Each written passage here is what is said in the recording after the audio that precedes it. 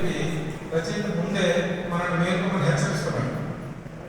అయితే ఇందులో ఉన్న 101 కథల్ని ఒక 4-5 విభాగాలుగా చూస్తే కొంచెం సత్య శోధన, ఆత్మశోధన గురించి కొన్ని, విద్యా వ్యవస్థ మీద కొన్ని, రాజకీయాలు, బతికే విధానం, సైన్స్. ఈ పుస్తకం గురించి మాట్లాడినప్పుడు కూడా ఈ రచయితకి, వసంత్ గారికి సైన్స్ పట్ల, పరిణామవాదం పట్ల ఎంత మక్కువ ఉందో అదే ఇది సత్యశోధన పట్ల ఉందని చెప్పి అర్థమవుతా ఉంటాం.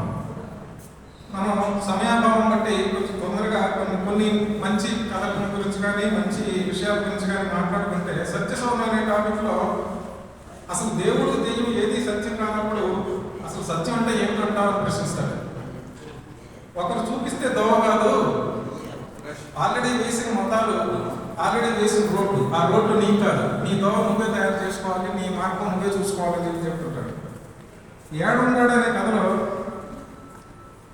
సృష్టికర్త ఎక్కడున్నాడు? ఆకాశంలో ఉన్నాడా, నీళ్ళలో ఉన్నాడా, గాలిలో ఉన్నాడా? ఎక్కడా లేడు. పరిణామవాదంలో దేవుడు ఉన్నాడు, పరిణామవాదంలో సృష్టికర్త ఉన్నాడు అని చెప్పి చెప్తున్నాడు రచయిత.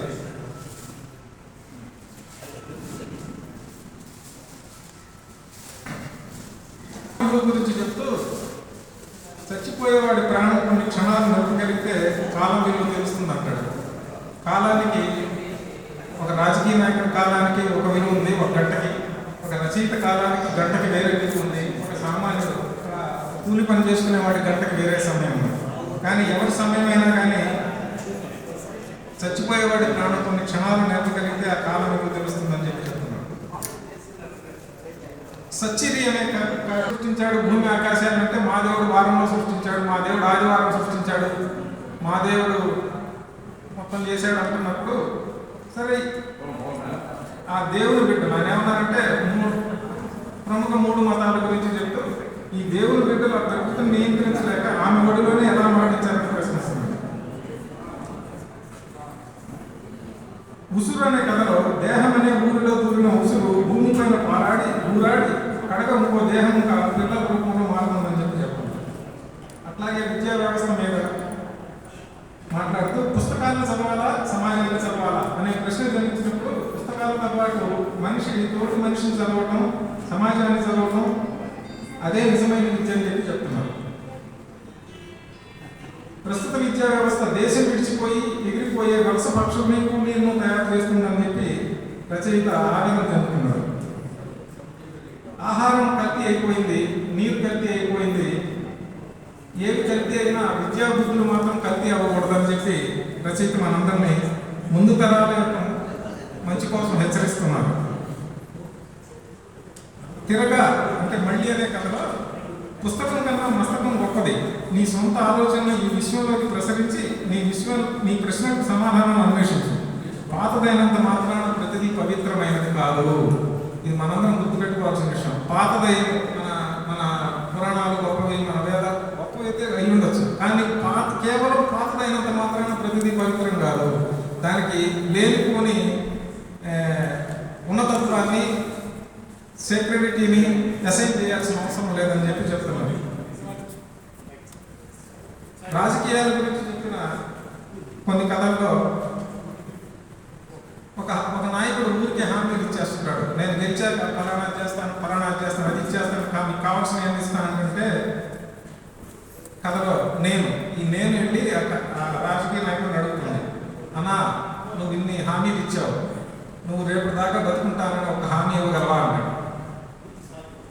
కథ అంటాం, నేను ఇవ్వలేనంటాడు. ఇన్ని హామీలు ఇచ్చిన నాయకుడు తను రేపటి దాకా బతుకుంటానని హామీ ఎక్కడ ఇవ్వగలడు? ఇవ్వలేడు. అట్లాగే దుడ్డు అని ఒక కథలో, మన తమిళనాడులో జయలలిత గారు, ఆంధ్రాలో వైఎస్ఆర్ మృతి చెందినప్పుడు అనేక మంది జనాలు చనిపోయారన్నా, కానీ అబ్దుల్ కలాం గారు చచ్చిపోయినప్పుడు ఏంటన్నా ఒక్క గుండె కూడా ఆగిపోలేదు అని ప్రశ్నించాడు.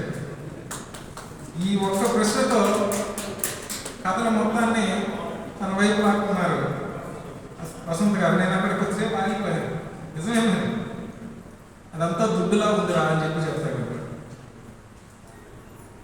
ఒక కిత ఓటు విలువ గురించి మాట్లాడుతూ, ఓటు విలువ పుస్తకాలలో వర్ణించినటువంటి నీతి సూత్రాల మీద వ్యంగ్య బాణాలు వేశారు.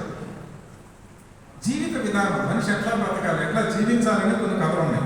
వాటిలో మేకవద్దు అనే కథలో, నేను ఇంతటి వాడిని అంతటి వాడిని అని వివరవీగే మనిషి, నీ చూపు నేలకు దిగకపోతే కథలు కాల్చి వాత పెట్టడానికి కాలం ఎప్పుడు సిద్ధంగా ఉంది, చూసుకో అని చెప్పి హెచ్చరిస్తున్నాడు.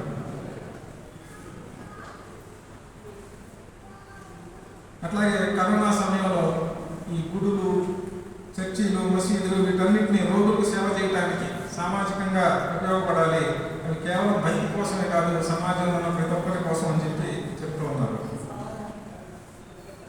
ఈ విధంగా దాదాపు 130 కథలు అన్నీ నాకైతే ఎట్లా అనిపించినాయి అంటే, నేను పిల్లలకి కథ చెప్పుకుంటూ ఉంటాను అప్పుడప్పుడు.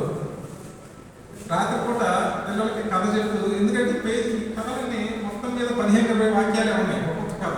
లేదంటే 140 పేజీల్లో 10 పేజీలు ముందు మాటలకి అడిగి పోగా ఉన్న 125 పేజీల్లో 100 కథలు వచ్చినాయి అంటే పేజీకి ఒక కథ ఉంది. మొత్తం మీద 15-20 వాక్యాల నుంచి కథ లేదు. ఈ కథలు మన పిల్లలకి చెప్పుకొని ప్రతి కథ ప్రశ్న రేపిస్తుంది. ప్రతి కథ అంతంలో ఒక ఆలోచన రేకెత్తిస్తుంది. మనం పిల్లలతో చర్చించాలి. ఎందుకంటే పిల్లలు పొద్దు నుంచి సాయంత్రం దాకా విద్యా వ్యవస్థలో వాళ్ళు రోజువారీ చదువుల్లో ఎకడమిక్స్ ఏమున్నాయో చదువుకుంటున్నారు, కానీ సొంతంగా ఆలోచించే ఇది కోల్పోయారు. వాళ్ళకి వేరే సమయం అంటూ ఉండట్లేదు. మనం రాత్రిపూట భోజనం అయ్యి పడుకునేటప్పుడు వాళ్ళతో 10 నిమిషాలు గడిపి 2-3 నిమిషాలు కథ చెప్పి 4-5 నిమిషాలు చర్చించి వాళ్ళని నిద్రపుచ్చితే వాళ్ళు మంచి ఆలోచనలతో నిద్రలోకి వెళ్ళి మంచి దేశం కోసం, తమ కోసం, సమాజం కోసం మంచి కళ్ళని ఒక అందమైన రేపటిని సృష్టిస్తారని చెప్పి భావిస్తూ, నాకు ఈ అవకాశం ఇచ్చినందుకు ఆంధ్ర సంస్కృతి సమితి వారికి, మాకు ఈరోజు మంచి ఆతిథ్యం ఇచ్చిన జి చంద్రశేఖర్ గారికి, మమ్మల్ని ప్రతిసారి ఈ యాక్టివిటీస్లో ఇన్వాల్వ్ చేస్తున్న వసంత్ గారికి, ఇక్కడ పెద్ద మురళీకృష్ణ గారికి, ఇతరులందరికీ, నేను రామస్వామి గారికి అందరికీ